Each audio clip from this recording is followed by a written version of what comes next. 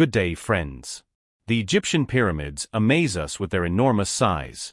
It seems that even modern technology would hardly allow us to build something similar, let alone the ancient Egyptians. But if people today can construct even larger structures using special machinery, then how did the ancient Egyptians build the pyramids?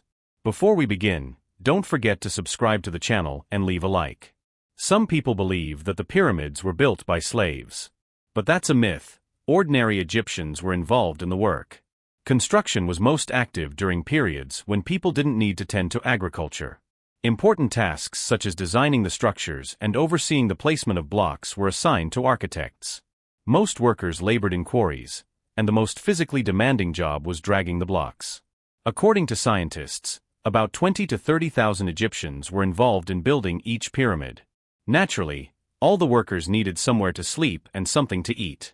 All of this was provided in special settlements for builders. These settlements included workshops where tools were made. There were also places for cooking food, bakeries, breweries, and storerooms for drying fish.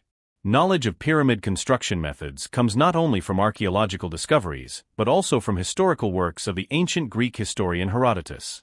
In his book Histories, he wrote that it took about 30 years to build one pyramid, roughly 10 years to construct the road leading to it, and another 20 years to build the tomb itself. Stones were roughly shaped in the quarries. Workers gave them form using chisels and other copper tools. The finished blocks were moved with the help of levers, which reduced the strain on people.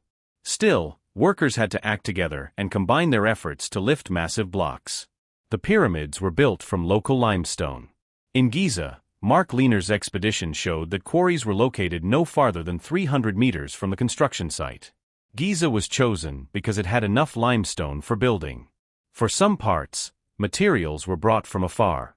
The burial chamber inside the Pyramid of Khufu was lined with huge granite slabs.